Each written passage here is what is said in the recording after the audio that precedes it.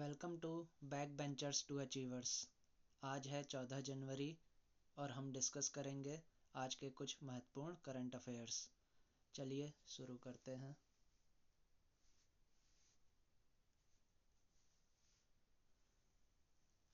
स्कॉर्प नामक भारत का पहला पैरों वाला मोबाइल मैनिपुलेटर कहाँ लॉन्च किया गया है?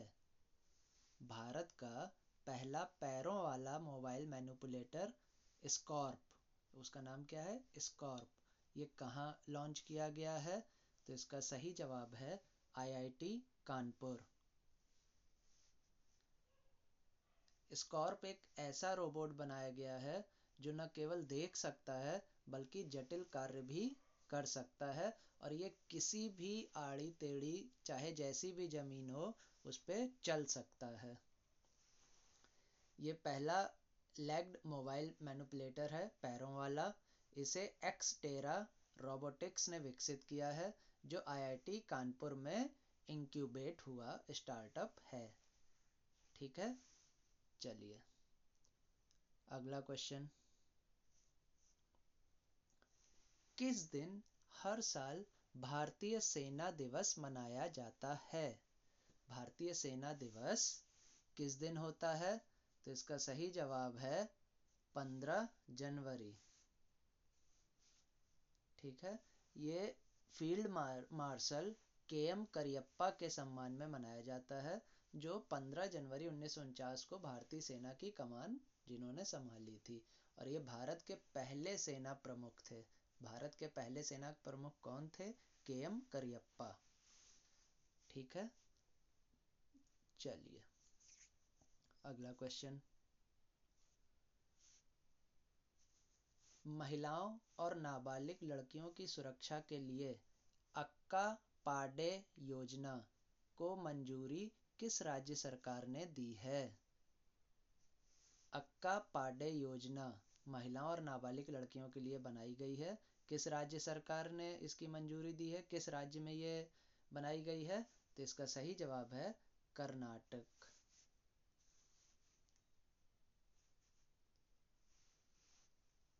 कर्नाटक के मुख्यमंत्री कौन है? सिद्धारमैया। उन्होंने, कर्नाटक सरकार ने अक्का पाडे, इसका मतलब होता है बड़ी बहन बल, ये योजना शुरू की है। इस योजना का उद्देश्य पूरे कर्नाटक में महिलाओं और नाबालिग लड़कियों की सुरक्षा सुनिश्चित करना है, जो हिंसा, उत्पीड़न, बाल विवाह जैसी सामाजिक बुराइयों को रोकने के लिए शुरू किया गया है। शुरुआत में यह योजना मैसूर, बेलगावी और दक्षिण कन्नड़ में शुरू हुई थी। ठीक है, चलिए अगला क्वेश्चन। किसने खेलो इंडिया बीच गेम्स 2026 में पहला स्थान प्राप्त किया है? खेलो इंडिया बीच गेम्स 2026 किसने पहला स्थान प्राप्त किया है? तो इसका सही जवाब है कर्नाटक।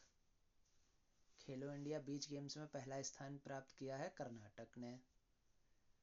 दूसरा स्थान प्राप्त किया है तमिलनाडु ने, और तीसरा मणिपुर ने। खेलो इंडिया बीच गेम्स में पहला स्थान कर्नाटक, दूसरा तमिलनाडु, तीसरा मणिपुर। ठीक है, इसका शुभंकर क्या था? पर्ल, एक जीवंत डॉल्फिन। ये कहाँ पे हुआ है? घोघला बीच, दीव में। दादर और नागर हवेली और दमन और दीव और भारतीय खेल प्राधिकरण के द्वारा आयोजित किया गया था। ये इसका दूसरा संस्करण था। इसका पहला संस्करण भी घोघला बीच, दीव में ही हुआ था।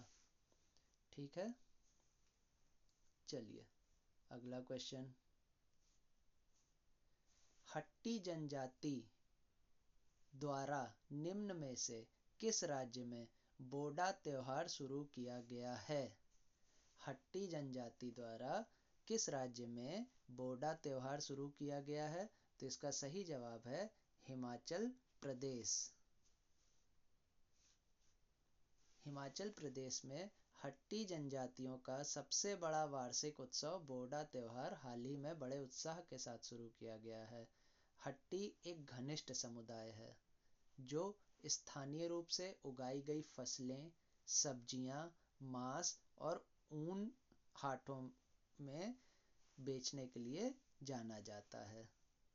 और ये पारंपरिक समारोहों में सफ़ेद रंग की पगड़ी पहनते हैं और इनका निवास हिमाचल और उत्तराखंड सीमा पर स्थित होता है, गिरि और टोंस नदियों के पास। और ये गिरि और टोंस नदियाँ क्या हैं? यमुना की सहायक नदियाँ हैं। ठीक है, चलिए अगला क्वेश्चन। हाल ही में नवी मुंबई इंटरनेशनल एयरपोर्ट का नाम बदलकर किसके नाम पर रखने की घोषणा की गई है? अब नवी मुंबई इंटरनेशनल एयरपोर्ट का नाम क्या हो जाएगा? DB Patil international airport, DB Patil. Navi Mumbai international airport का नया नाम क्या होगा? DB Patil international airport. और ये डीबी पाटिल कौन थे? इनका पूरा नाम था दिनकर बाबू पाटिल।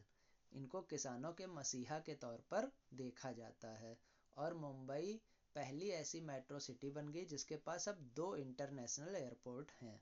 एक छत्रपति शिवाजी महाराज इंटरनेशनल एयरपोर्ट और दूसरा नवी मुंबई, जो कि अब लोक नेता डीबी पाटिल के नाम पर रखा गया है।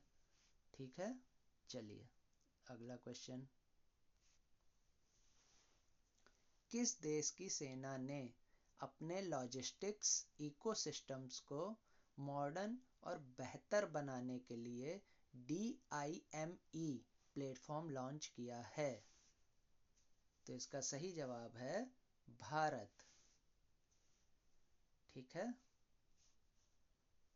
भारतीय सेना ने अपने लॉजिस्टिक सिस्टम को आधुनिक बनाने के लिए DIME मतलब डिपोट इंटीग्रेशन मैनेजमेंट एडिशन नामक एक नया pan army digital platform launch किया है। ये कागजी कार्रवाई में 70% की कमी कर देगा। ठीक है, और ये भारतीय सेना ने Bhaskaracharya national institute for space applications and geo informatics के साथ मिलकर विकसित किया है। ठीक है, चलिए मेन क्या करेगा ये एक डिजिटल प्लेटफॉर्म है जो पारदर्शिता लाएगा और कागजी कार्रवाई 70% तक कम हो जाएगी। ठीक है, चलिए अगला क्वेश्चन। किसने भारतीयों के लिए AI को सुलभ बनाने के लिए people first AI platform launch करने की घोषणा की है? पीपल फर्स्ट AI प्लेटफॉर्म कौन लॉन्च करने जा रहा है? इसका सही जवाब है जियो। और इसका उद्देश्य AI को हर भारतीय के लिए सुलभ बनाना है।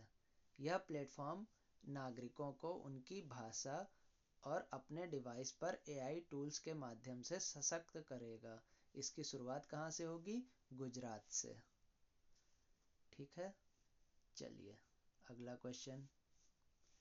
भारतीय मौसम विज्ञान विभाग का 151वां स्थापना दिवस कब मनाया गया या कब मनाया जाएगा? भारतीय मौसम विज्ञान विभाग का 151वां स्थापना दिवस कब होता है? इसका सही जवाब है, ये यहाँ पे ये गलत हो गया है, ये 15 जनवरी।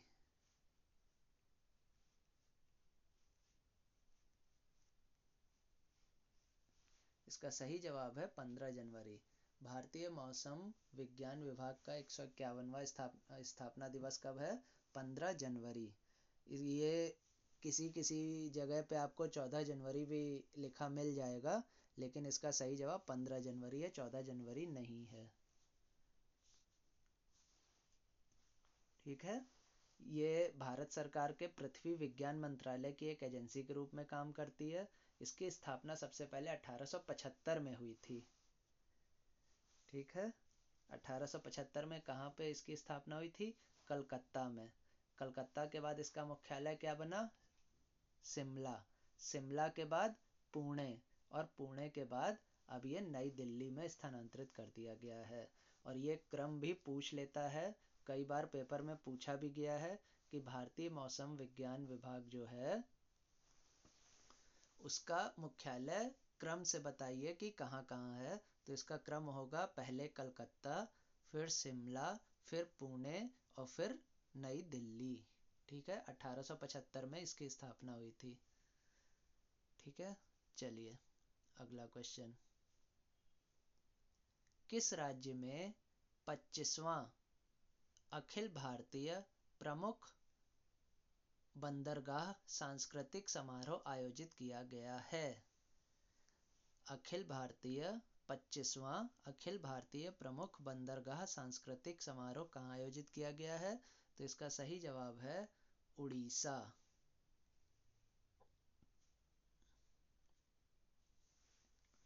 पारादीप बंदरगाह स्थित जयदेव सदन में आयोजित 4 दिवसीय 25वां अखिल भारतीय प्रमुख पत्तन सांस्कृतिक समारोह 11 जनवरी की शाम संपन्न हो गया। ठीक है, ये पारादीप बंदरगाह कहाँ है? उड़ीसा में।